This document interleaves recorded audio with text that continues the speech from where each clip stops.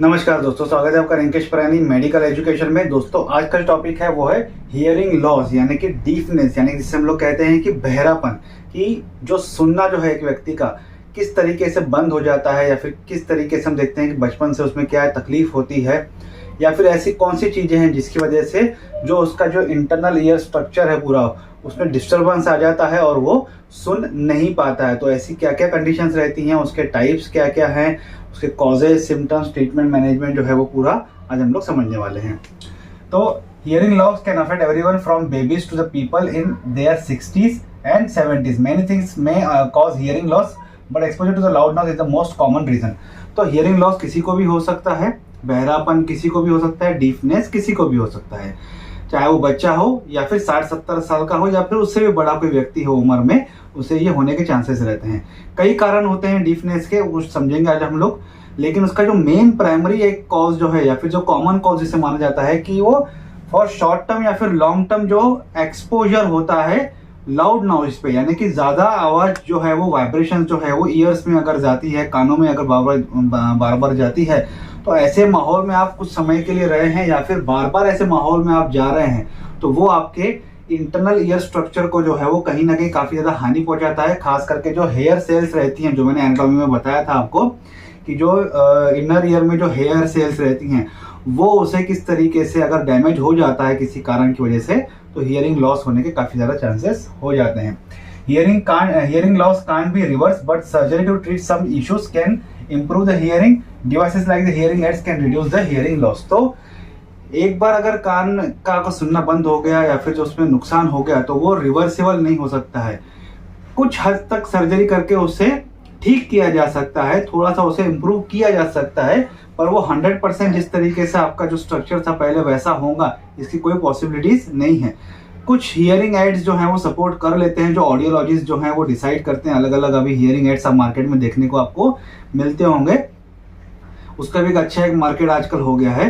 तो ये इसलिए हुआ है कि हम देखते हैं काफ़ी ज़्यादा ट्रैफिक, काफ़ी ज़्यादा शोर शराबा जो है, चाहे म्यूज़िक देखिए, हम लोग हर चीज़ में कॉर्ड लगा के बैठे हुए हैं, हर चीज़ में हम लोग, चाहे आप जिम में जाओ, चाहे आप कभी साइकिलिंग करो, वॉक करने लोग जाते हैं सुबह, हर जगह जो है आप देखते हैं कि ये इस तरीके से एक लाउड म्यूजिक जो है वो हमारे कानों में बजता है, जिसकी वजह से हम देखते हैं कि एक डीफनेस की तरफ हम लोग जा रहे हैं, एक बहरेपन की तरफ हम लोग धीरे धीरे उसे इन्विटेशन दे रहे हैं, उसकी तरफ हम लोग बढ़ रहे हैं, जो कि एक समय के बाद जो है हमें काफ़ी ज़्यादा नुकसान जो है वो हमारे कानों को पहुंचाता है। काफ़ी ज़्यादा इन्फेक्शन होते हैं, जिसके बारे में हम लोग पहले के टॉपिक में जो है डिस्कस कर चुके हैं। It happens when something happens to your hearing system. किसी भी कारण की वजह से कोई भी ऐसी एक्टिविटी जिसके कारण आपका जो हियरिंग स्ट्रक्चर है पूरा अंदर का वो डिस्टर्ब हो रहा है, बार बार कुछ ना कुछ इशू हुआ है, तो इसकी वजह से आपको डीफनेस या बहरापन होता है। You may have trouble understanding, following or participating in conversation. Hard for you to hear telephonic conversation, take part in online meeting, follow dialogues, watching the television.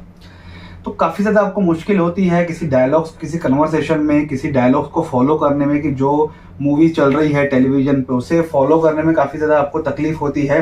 Conversation नहीं कर पाते हैं, टेलीफोनिकली बात नहीं कर पाते हैं, किसी को बातों को समझ नहीं पाते हैं, किसी ग्रुप डिस्कशन में आप पार्टिसिपेट नहीं कर पाते हैं, उन्हें फॉलो नहीं कर पाते हैं कुछ चीज़ों को। तो ये चीज़ें आपको इस तरीके से महसूस होती हैं। आपको लगता है कि सामने वाला ममलिंग कर रहा है, वो सिर्फ यानी कि होठ हिल रहे हैं उसके, पर आपको कुछ सुनाई नहीं देता है। कभी कभी आप सामने वाले को बोलते हो कि रिपीट करो, आपने जो कहा मुझे सुनाई नहीं दिया। तो ऐसी चीज़ें भी आपके साथ होना शुरू हो जाती है। Audiologist will help you to diagnose and treat the hearing loss by recommending treatment like the hearing aids and cochlear implant. तो ऑडियोलॉजिस्ट एक स्पेशलाइज्ड पर्सन रहते हैं, जो कि ऑडियोलॉजिस्ट मतलब जो हमारा जो सिस्टम, हमारे बॉडी का जो ऑडियो सिस्टम रहता है, जो पूरा जिसे हम लोग ईयर स्ट्रक्चर कहते हैं, उससे रिलेटेड अगर कोई तकलीफ होती है तो वो उसके स्पेशलाइज रहते हैं। कुछ हियरिंग एड्स जो रिकमेंड किए जाते हैं, या फिर जो कॉक्लियर जो इम्प्लांट जो रहता है, जो कॉक्लिया को इम्प्लांट करने के लिए जो मैंने आपको बताया था कि यहाँ पे इस तरीके की एक मशीन लगाई जाती है, तो ऐसे स्पेशलिस्ट होते हैं जो कि इसके बारे में आपको रिकमेंडेशन देते हैं और आपकी जो हियरिंग है उसे इम्प्रूव करने के लिए कुछ हियरिंग एड्स को भी आपको रिकमेंड करते हैं। ये कितना कॉमन है, how common? 1 in 10 people have some degree of hearing loss. तो 10 में से एक व्यक्ति को कुछ ना कुछ हियरिंग लॉस या फिर सुनने से रिलेटेड जो है वो कुछ ना कुछ तकलीफ आजकल देखने को मिल रही है। Estimated 60,000 people have hearing loss in 1 year, unilateral hearing loss. तो पहले हमने देखा था एक बार कि यूनिलैटरल हियरिंग लॉस होता है तो यूनिलेटरल हियरिंग लॉस मतलब एक कान जो है वो बंद हो जाता है। तो ये देखा जाता है कि 60,000 लोग जो हैं वो हर साल जो है वो देखने को मिलते हैं कि उन्हें एक साइड का जो है हियरिंग लॉस जो है वो होने का कारण बनता है। About 1 in 3 adults over 65 to 75 and above have age related hearing loss। एक में से 3 व्यक्ति ऐसे हैं जो कि हम देखते हैं कुछ एडल्ट या फिर 65 से 75 साल लोग या फिर उसके आगे जो बड़ी एज के लोग हैं उनमें हियरिंग लॉस से कुछ ना कुछ इश्यू है, क्योंकि एक एज रिलेटेड कंडीशन भी एक इसे माना जाता है। 2 in 1000 babies are born with some type of hearing loss. हजार लोगों में से 1-2 बच्चों को ऐसा देखा गया है कि उन्हें कुछ ना कुछ हियरिंग लॉसेज है, या फिर उनका बाहर का स्ट्रक्चर बराबर नहीं बना हुआ है, जो कि हम देखते हैं कि पूरा स्ट्रक्चर है ऑरिकल्स वगैरह का, लोब्यूल्स का, तो ये स्ट्रक्चर प्रॉपर नहीं हुआ है किसी कारण, जेनेटिकली चेंजेस के कारण, या फिर कोई और तकलीफ हुई है, तो उसकी वजह से ये देखने को मिल सकता है। टाइप ऑफ हियरिंग लॉस किस तरह के उसके टाइप्स हैं, तो उसको डिवाइड किया गया है 3 तरह के, मतलब 3 types of hearing loss are there. पहला है कंडक्टिव हियरिंग लॉस, मतलब something keeps sound from passing through your outer ears, that is ear canal और मिडल ईयर। कुछ ऐसी तकलीफ हुई है आपके कानों में जिसके लिए जो आपका एक्सटर्नल ईयर है, ये एक्सटर्नल स्ट्रक्चर, ये ईयर कैनल और जो मिडल पोर्शन है ईयर स्ट्रक्चर का, जिसे middle part of the year कहा जाता है, तो वहां पे कोई चीज उसे स्टक कर रही है, कुछ चीजें रोक रही है, वो कौन सी है वो आगे समझेंगे कॉजेस में, जिसके कारण जो है वो साउंड आगे जा नहीं पा रहा है। तो ये उसका है पहला कंडक्टिव हियरिंग लॉस, ये पहला उसका टाइप है, जो कि एक्सटर्नल पार्ट और मिडल पार्ट से रिलेटेड अगर कुछ तकलीफ है या फिर कुछ अटक रहा है उसमें या फिर कुछ ब्लॉक कर रहा है उसे, उसके कारण जो है वो साउंड आगे पास नहीं हो पा रही है।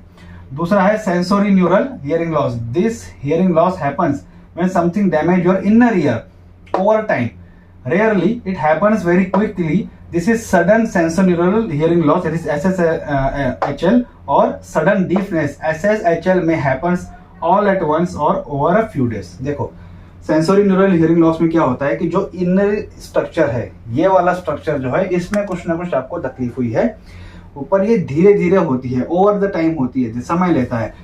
बहुत ही कम ऐसा देखने को मिलता है कि ये सडनली कुछ इनर स्ट्रक्चर को जो है वो नुकसान हुआ है। अगर ऐसा कुछ हुआ है वेरी क्विकली, अगर ऐसा कुछ हुआ है, तो उस कंडीशन को कहा जाता है SSHL, यानी कि sudden sensory neural hearing loss, या फिर सडन डीफनेस भी इसे कहा जाता है। तो ये जो है SSHL, ये एक बार में भी हो सकता है और थोड़ा सा समय भी ले सकता है, मतलब कुछ समय भी ले सकता है, ओवर द टाइम में ये समय ले सकता है, या फिर कुछ दिन या कुछ हफ्ते का समय ले सकता है इसे सडनली होने के लिए। तो इसीलिए इसे SSHL जो एक अलग उसका टाइप जो है वो कहा गया है। मिक्स क्या होगा, mix of conductive hearing loss and sensory hearing loss. तो मिक्स जो टाइप रहेगा वो कैसा रहेगा, इन दोनों का मिक्सचर रहेगा। मतलब क्या रहेगा, आपके एक्सटर्नल, मिडल और इनर ईयर तीनों में कुछ ना कुछ प्रॉब्लम हो सकती है, तो इसलिए उसे मिक्स कहा जाता है। उस हिसाब से फिर उसका डायग्नोसिस किया जाता है, उस हिसाब से फिर उसका ट्रीटमेंट दिया जाता है। Symptoms, loss their hearing gradually, you often ask people to repeat themselves, conversation, telephoning, online meeting, increased TV volume, you think people are mumbling, tinnitus, hearing ache, balance problem, pressure fluid inside your ear। तो same वही है, symptom क्या रहेंगे कि आपका जो सुनना है वो धीरे धीरे आपको जो वेव्स हैं, उसके जो वेवलेंथ आप पकड़ते हैं वो धीरे धीरे जो है वो कम होती जाती हैं। टेलीफोनिक कन्वर्सेशन नहीं कर पाते हैं, ग्रुप डिस्कशन नहीं कर पाते हैं, आपको लगता है कि लोग मम्बलिंग कर रहे हैं, सिर्फ होठ हिला रहे हैं। उसके बाद हम देखते हैं कि कुछ कानों में तकलीफ होती है, टिनिटस होता है, थोड़ा सा चक्कर जैसा या घंटी जैसा जो बजता है, कानों में दर्द जैसा महसूस होता है, या फिर आपको प्रेशर जैसा महसूस होता है, या फिर ऐसा लगता है कि कानों में कुछ फ्लूइड जो है वो जमा हो गया, कुछ पानी जैसा जो है वो जमा हो गया है। आप लोगों को बोलते हो कि आपने जो कहा वो रिपीट करो, मैंने बराबर सुना नहीं। ठीक है, अब बच्चों में कैसा, बच्चे किस तरीके से ये सब चीजें जो है वो बोल सकते हैं, क्योंकि बच्चों तो अभी तक वो चीजें न कानों में गई है न उससे वो सीखे हैं, तो फिर कैसा होगा। तो नॉट स्ट्रेटल टू लाउड नॉइज, मतलब क्या होता है, जैसे कि मान लो मैं यहाँ पे कुछ आपको पढ़ा रहा हूँ या कुछ कर रहा हूँ, सडनली कुछ अचानक से कोई आवाज आता है, कुछ गाड़ी का आवाज आ गया, किसी की ढोल ताशे नगाड़े बजना शुरू हो गए, तो मैं यहाँ पे कॉन्सेंट्रेटली आपको साथ बात कर रहा हूँ, सडनली वहां से म्यूजिक आया तो मैं शॉक हो जाकर स्ट्रेटल हो जाता हूँ, यानी मेरा पूरा ध्यान उधर की तरफ चला जाता है। तो वहीं आप जैसे बच्चा अगर खेल रहा है, उसके सामने 2 थाली लेके ऐसे बजा दो, अगर वो उस पर शॉक होके नहीं देख रहा है तो मतलब उसे कुछ ना कुछ हियरिंग प्रॉब्लम जो है वो रहने वाली है। Not turn to source of sound after 6 months of age. आप वहां बैठे हैं, आपका बच्चा यहाँ बैठा है, आप उसे आवाज़ दे रहे हैं, तो 6 महीने का हो गया बच्चा पर वो आपके साउंड को रिप्लाई नहीं कर रहा है।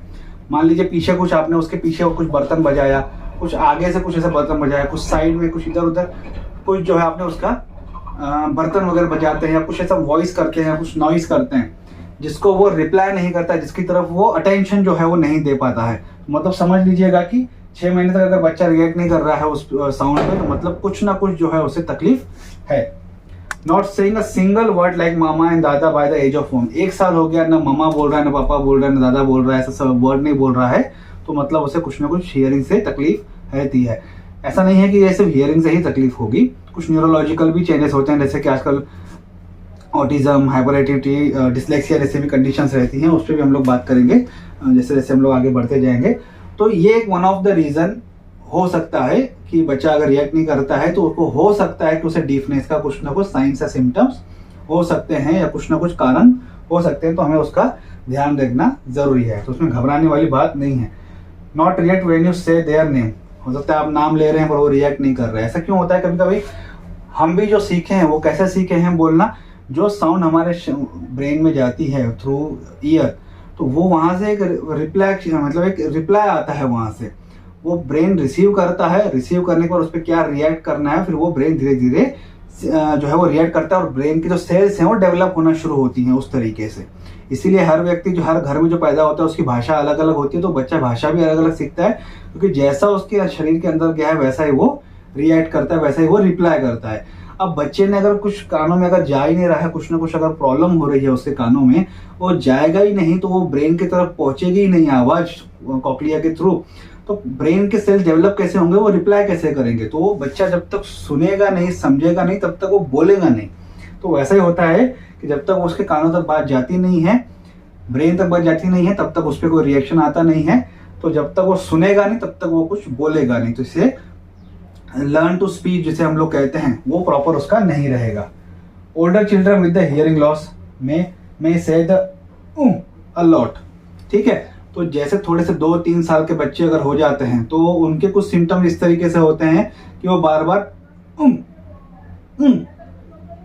इस तरीके के सिम्टम जो है वो आपको बार बार देखने को उनकी तरफ से मिलना शुरू हो जाते हैं। उनके इस तरीके के सिम्टम जो है वो बार बार आपको उनकी तरफ से, या इस तरीके का जो रिएक्शन है उनकी तरफ से आपको देखने को मिल सकता है। Be slower to learn to speak than other children to their as.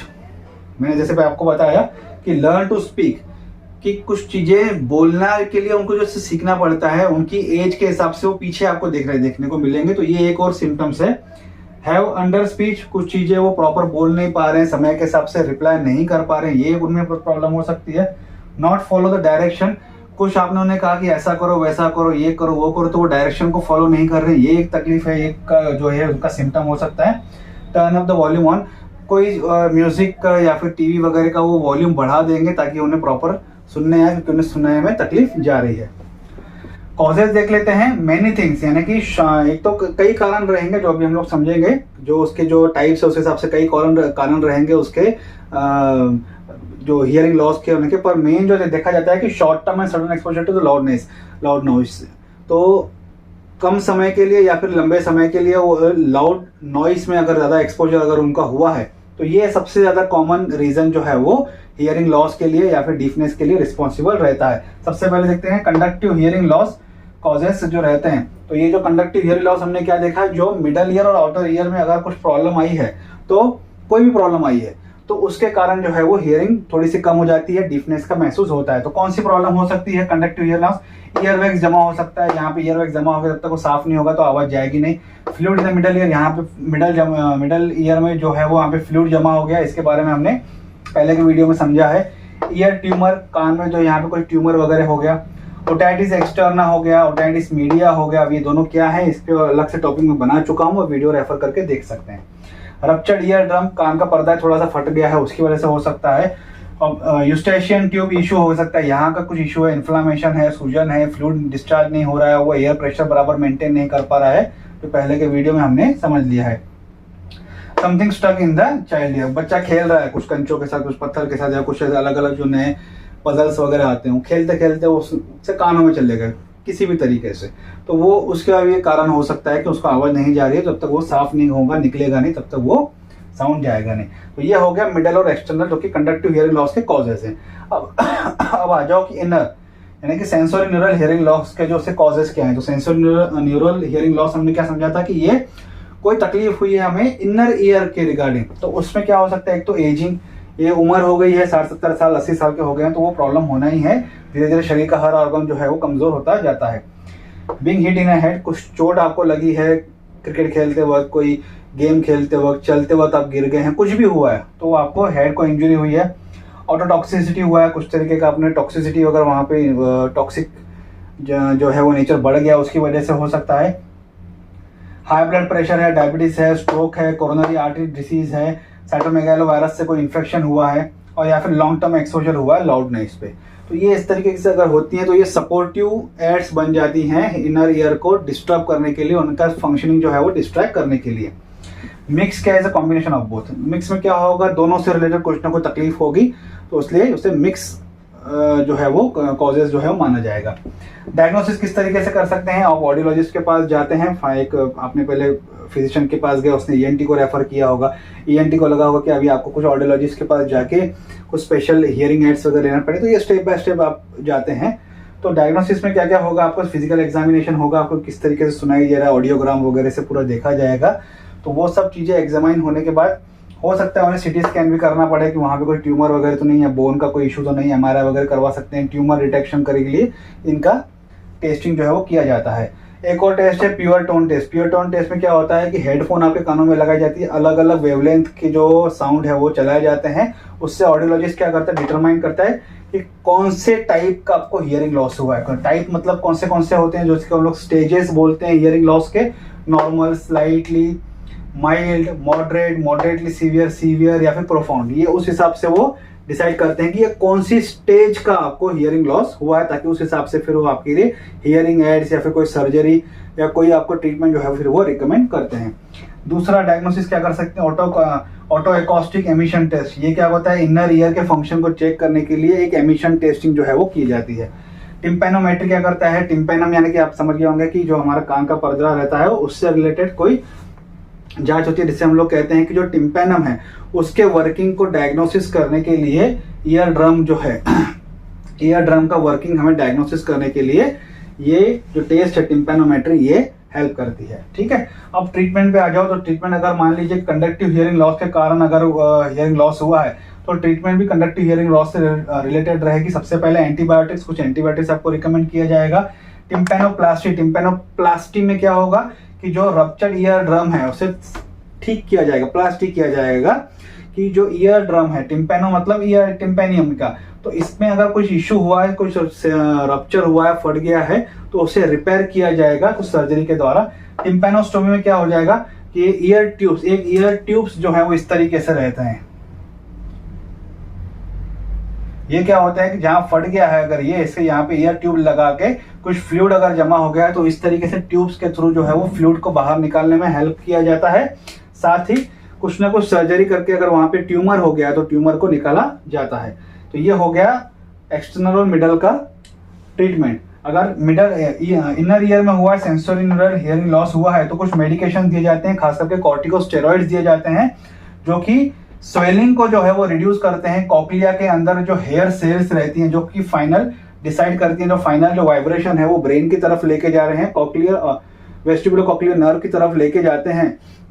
वो जो हेयर सेल्स हैं जो मैंने एनाटॉमी में बताया था, उसमें अगर कुछ सूजन आ गई है, कुछ इन्फेक्शन हो गया, तो उसे थोड़ा सा कम करने के लिए कॉर्टिकोस्टेरॉइड्स का इस्तेमाल किया जाता है, ताकि उसका जो सिम्टम्स है उसे थोड़े से कम किए जा सके, और अगर जरूरत पड़ती है तो फिर सर्जरी को रिकमेंड किया जाता है। मिक्स मतलब depends on the specific issue. Mix में क्या हो सकता है, कुछ आपको एक्सटर्नल या मिडल का भी इशू है और साथ ही साथ इंटरनल का भी इशू है। तो वो तीनों अगर से या फिर किसी दोनों से भी अगर आपको प्रॉब्लम है, खास करके इनर से या फिर मिडल से या फिर इनर से या एक्सटर्नल से या फिर आइदर और इन दोनों में से और एक इनर को इश्यूज है, तो उसे मिक्स जो है वो कॉज या मिक्स डायग्नोसिस में माना जाता है। उस हिसाब से फिर ट्रीटमेंट भी आपकी डिसाइड होती है। तो आज का टॉपिक यहीं तक था। आई होप आपको आज का वीडियो अच्छा लगा होगा। वीडियो अच्छा लगे तो लाइक और शेयर जरूर कीजिएगा। अगर आपको कमेंट है तो कमेंट बॉक्स में कमेंट कर सकते हैं, और मुझे इस चैनल को सपोर्ट करने के लिए प्लीज सब्सक्राइब कीजिए। Thank you.